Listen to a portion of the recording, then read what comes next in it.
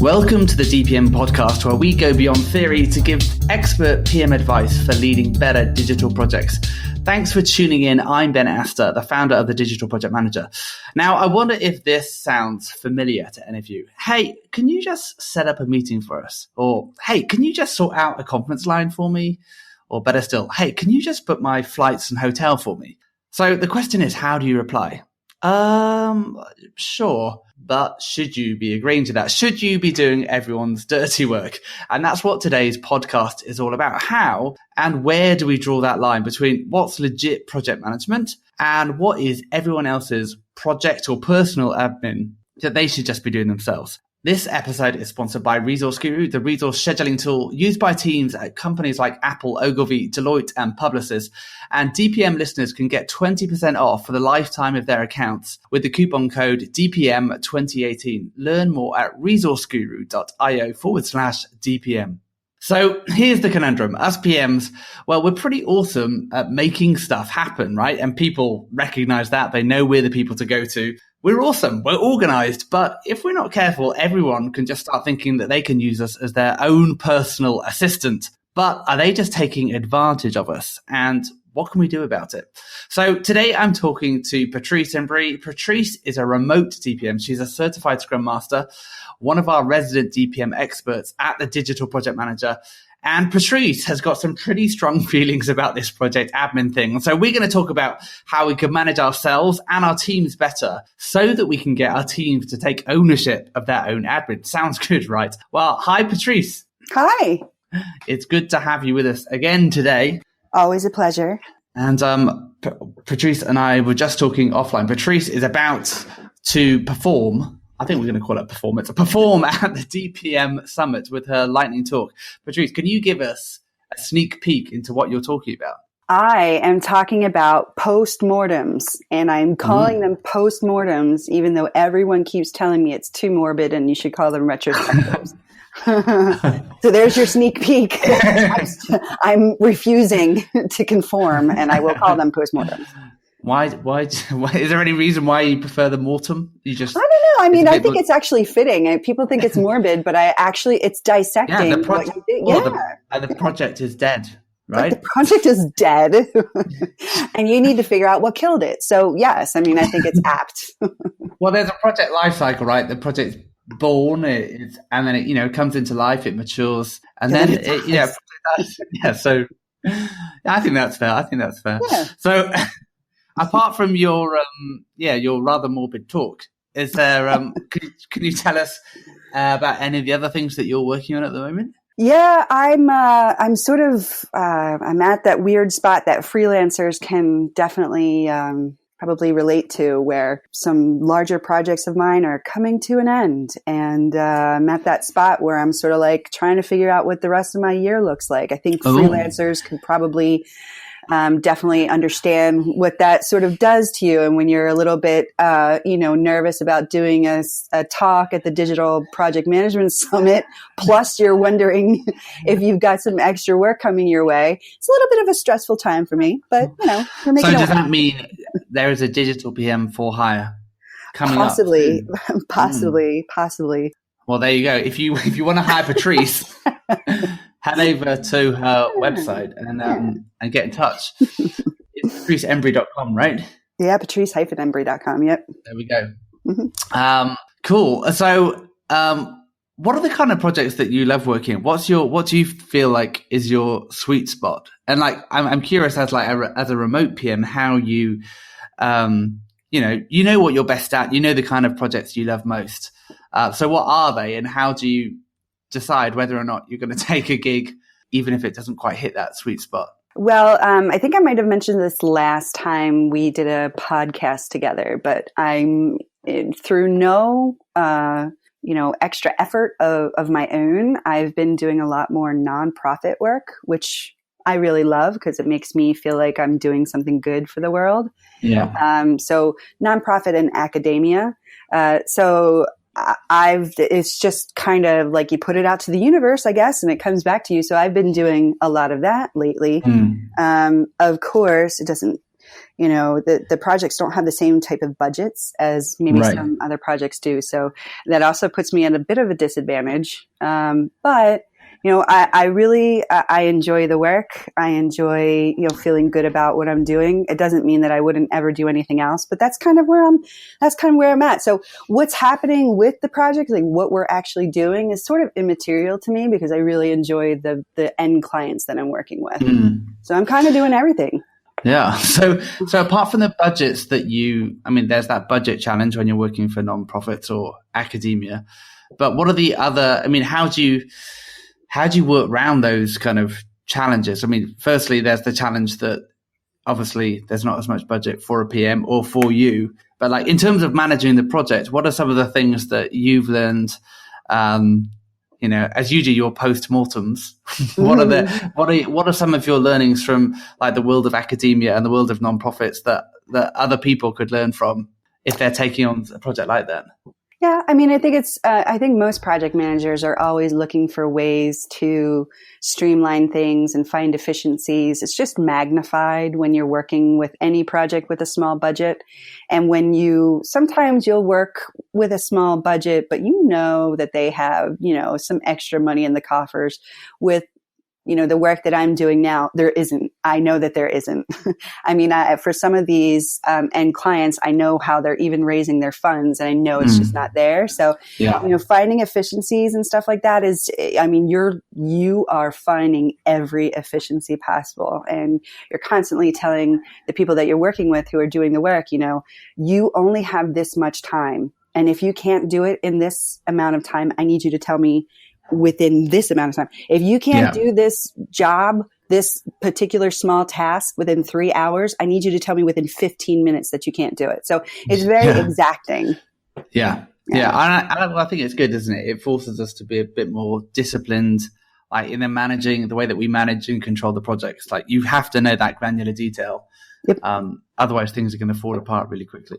Yes. So let's talk about your article. And here's the reality that we just end up doing odd jobs for our teams. And, we were talking about this when you were writing the article, but it seems that the PMs always seem to be the ones that get tasked for whatever reason with setting up meeting rooms, cleaning meeting rooms, getting the water for the meetings, even like something as silly as, dialing in the conference line when you're sat in a meeting room.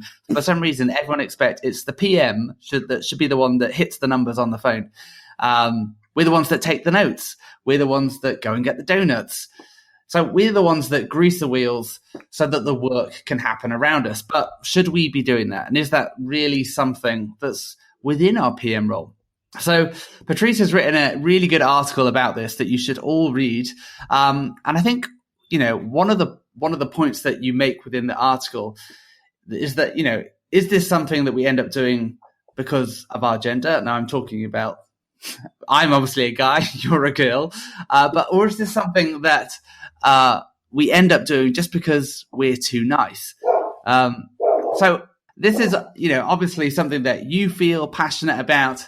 And, I think I feel passionate about it from a different perspective. You obviously feel that often if you're a girl, you're more likely to be end up doing these jobs. As a guy, I can definitely say I've certainly been the one doing those things as well. But first of all, let's kind of like talk about these kind of requests we've got. What are some of the worst things, or what's the worst request that you've ever had from someone who just assumed that it should be your role to do that thing? Nothing that has been asked of me has been particularly egregious that I can remember. I think it's just the sheer magnitude of how many times I've been asked to do the same thing. Right, yeah. You know what I mean? So there's nothing that sticks out as like, oh my God, this one guy was like, cut my toenails. There's nothing like that. But there is the amount of times that I'm asked to do some of these things is really astounding. Yeah.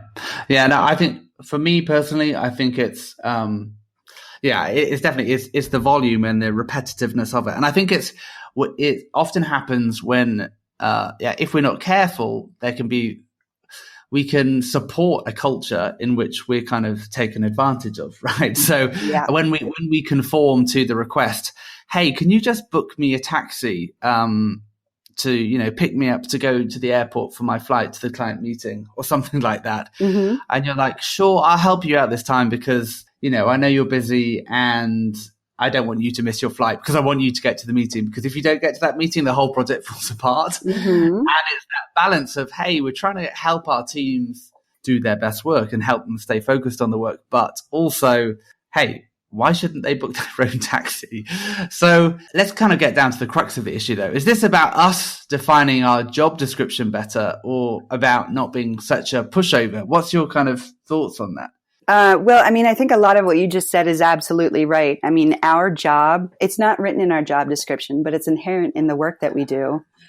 Is we remove the obstacles that people have so they can get the work done that we need them to do so that this project can move forward. That's our job, is to remove all the roadblocks, pave the way for work to get done. And if that means that, they're working right up until the meeting time and they need someone to come and knock on their door and say, yo, it's time for our meeting, to remind them in person that it's time for a meeting. I've had that happen many times. They have a calendar reminder.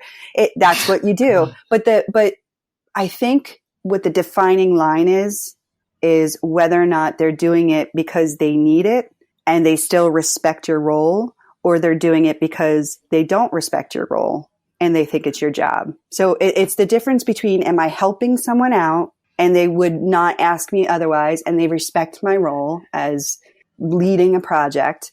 Or do they think, I don't have to do this because this other person, it's their job to do it? That's when I get a little bit like, I have some ways to sort of gracefully, point out to someone that I'm not doing that. Tell us about those ways. What are those ways? How do you? So okay, let's role play. So Patrice, I'm running a bit late for my meeting today. So I'm wondering if you can just make sure that the conference room is all set up and just make sure that it's dialed in, so that as soon as I get there, we're good to go. I would probably say something like, I can help you out this time with that. Sure, no problem. I don't have anything scheduled right beforehand, so good news, I'm able to help. I mean, so I'm hitting the point home that I might not be able to do this in the future. If I had something that I was doing right until the time that I had to, be in that same meeting, I wouldn't be able to help you out. And that's the truth. Yeah. So, and when you do that steadily, the message, because for most people, the message comes through. You might have to do it several times, but the message comes through. And they realize that, when you do that, you're doing it for the project and you're not doing it for them because you're the lackey. Yeah, definitely. So tell us though what your kind of perspective is. I mean, for some people, for some of us, we've been the lackey for years. That's kind of something that we've kind of embraced in our role. And I think for me, it's personally, I started out as I was an intern at an ad agency. And so as an intern. So you were a professional lackey. Yeah, exactly. And so I think something, it makes you very humble, right? Because you realize, hey, you're at the bottom of the ladder here and there isn't anyone lower than you. And so if there's any dirty work that needs to be done, it's kind of you. And I feel like as I've gone through my career, actually it's hard to kind of shake off that mindset where you're like, hey, when people around you are, want stuff done and you're just not, you're trying to grease the wheels, you're trying to just whatever it takes to let them do their work. I'd always kind of err on the side of, hey, well, do you know what? Okay, fine. If that's going to keep you happy, if that's going to keep things rolling, sure, let's just go for it. So I guess my question is around, like, where is this like a principle thing? To what extent is this a principle thing that, hey, we shouldn't just be doing everyone's dirty work? And to what extent is it, hey, well, no one else is going to do it. Why shouldn't I do it? Yeah. I mean, I think if you're worried about it, if it makes you feel angry and you're like you kind of feel like you want to tell them to go F off. I think you just need to stop and ask yourself if you're doing that because you feel taken advantage of, or are you a little bit insecure in how much leadership you have in the project or in the agency or in the company. There's lots of reasons why you might feel that way, and you just have to examine why that is. It might be because you just don't feel like you have the right leadership position and you feel a little bit, unsure of yourself. That's not a great reason to push back. You being unsure of your position is not a great reason to get back, push back on something like that. But what is a good, reason to push back is if you're not getting some of your stuff done because you have to do these things. That's an immediate red flag. Or, frankly, if you're in a senior position and the person asking you to do something is a junior designer, the amount of time, 15 minutes of your time costs the agency more than 15 minutes of their time. Yeah. So you can also think of it that way. Like, it would cost them $50 to ask you, but it's costing them $100 to ask me. You should be doing this work. So that's a good way in your mind to kind of frame it too, so you know whether or not it's a good idea to push back. Conversely, if it costs $100 for me, but $200 for, a vice president of whatever, then I'm going to do it, So there's some more concrete ways that you can kind of navigate this as well.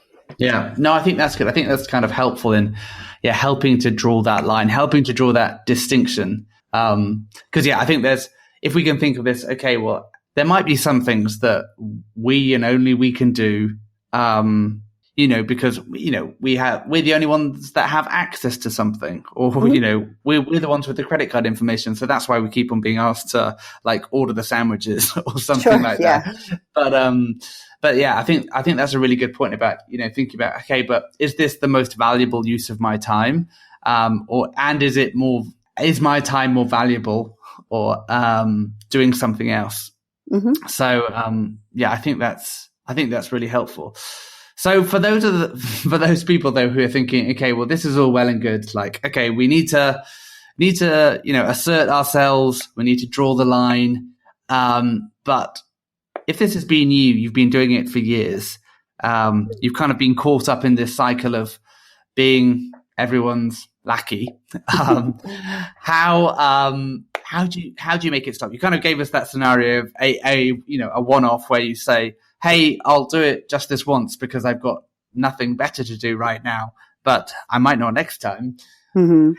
How do you do it though? If you suddenly turn around and tell someone that, they might be a bit surprised. So change management, how's the way you kind of change the culture? Because I think that's what we're talking about here. It's changing this cultural understanding of what it means to be a PM, and particularly maybe what it means to be a PM as a guy versus being a PM as a girl. Well, what you can do if you've already been doing this whole time and you feel like, you know what, Patrice, you're right. It is impacting me getting my other work done. I really can't be doing this often. You can say, I know I usually do this. I know I usually book these meetings. I know I usually order the lunch, but my schedule, I just can't. So, it might be a good idea for us to maybe each take a piece of this. Or like Jane can do this part and, John can do this part. Like if you say, I used to be able to do this, but my schedule has gotten so busy, people can relate to that. That's a really good reason to not do something again. And you can fall back on that and you can fudge it a little bit, but that's how you get out of it. Nice. Yeah. I think that's good. Like divide and conquer. And I think, what you're saying about, okay, well, let's get everyone to take some responsibility for this. Is really sound advice. Mm-hmm. So what would be your first step though in kind of identifying whether or not you're being taken advantage of, or whether or not this needs to change? You've talked about kind of identifying, okay, what are the urgent things that I keep on being asked to do that aren't necessarily important, but is that a good place to start? But where would you start in terms of kind of like trying to draw the line? I mean, I think it would be the easiest thing to change that first. I'm a big believer in, low hanging fruit and, starting to do anything, starts with the first step. Make your first step the easy step and do the easy thing. That's personally how I would do that, especially since if you start off pushing back in a respectful way with something small, as you push back in a respectful way with larger things, it's not going to be so out of the blue. People are going to realize that you're starting to assert yourself and they're not going to be taken aback when you do it. So I say start small and then work up to the bigger things. And so tell us, in terms of like your experience of this, is this something you've kind of always fought against, or something that you've kind of recently realized, hey, I shouldn't be doing this. This needs to change. Like, what's your personal experience of being taken advantage of and then fighting it? Well, I didn't start off as an intern, but I did start off as, someone fairly junior. And anybody who, has ever looked me up, I didn't graduate from a regular college. Like, I don't have a bachelor's degree. So that always, now I'm 400 years old, so it doesn't really matter anymore. But wow. Yeah, but so you started as an intern. I started with an inferiority complex and a chip on my shoulder that people probably didn't think I could do a good job. Like, no one I was working with knew that. People, it might be a, bit of new information for some of the people listening, but it doesn't really matter anymore. But so I started off at a place where I was like, I have to do anything I can to make these people take me seriously. And so I literally would do everything so that I thought mistakenly that people would think, Patrice is super on the ball. We can really trust her to do everything. And all I was really doing was making it easy for people to take advantage of me in certain ways. So, I think this advice probably resonates the most with people who are just starting out in their career, But I do think, and I know that we have like a difference of opinion here. I do think it happens more to women than it does to men because, we're used to, there's societal norms and there's, unconscious bias, which is something you hear a lot in the news nowadays. Unconscious is the important word because I think a lot of people get their backs up immediately saying like, I am not a sexist. I respect women. I don't do this. And it's this unconscious bias, or the fact that maybe you see it happening and you aren't really sure if the person who's making it happen, you don't really want to rock the boat. So there's this either unconscious bias or this unconscious buy-in of this cultural norm that I think causes this to happen more often than others. I mean, when you think of these menial tasks, the word secretary comes to mind, right? You're like, I'm not the project secretary. When you say secretary, what comes to mind? A woman sitting behind a desk. So there is this weird unconscious bias that makes it harder for women to be able to push back on these things. Mm.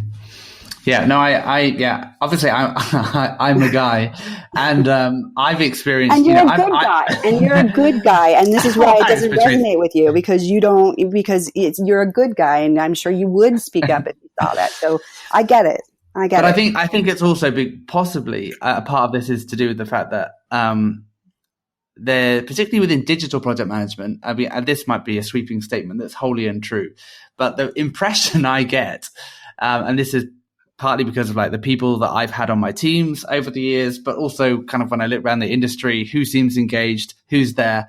There's a lot more girls than boys is the impression I get in digital project management. There's a lot more girls than boys in digital project management. There's a lot more men than women in development roles. And by far, the more people that you have, that you have on your team as your project team, you're going to have a bunch of developers. Maybe you have a designer. I feel like designers are pretty split, fairly evenly between men and women. We still haven't really gotten to that point with developers. And you might have one designer, but you might have 5 developers. So you might got 5 dudes on your team and maybe one other woman, and you are like one of 2. And so, the dynamics can change. They can. So yeah, and I think that's my point there being that I think therefore that does make it harder. So for as a girl, trying to push back against that.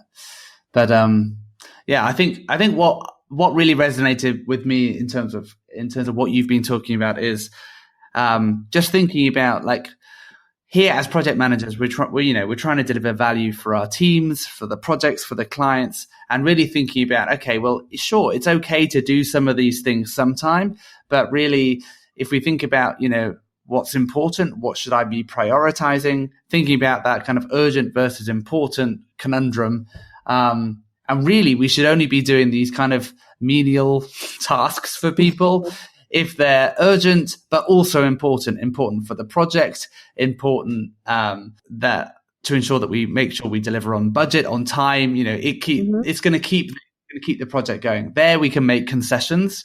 And if you're if you're literally the only person who's able to do it, there's that big thing too. Because one thing we haven't talked about is note taking, and that's a real hot button issue with a lot of people, myself included. So anyone is capable of taking notes in a meeting. Anyone is capable of doing that, and so there's no shortage of people unless you're in a meeting with just you and one other person, and the other person is literally doing all the talking and you're literally doing none of it.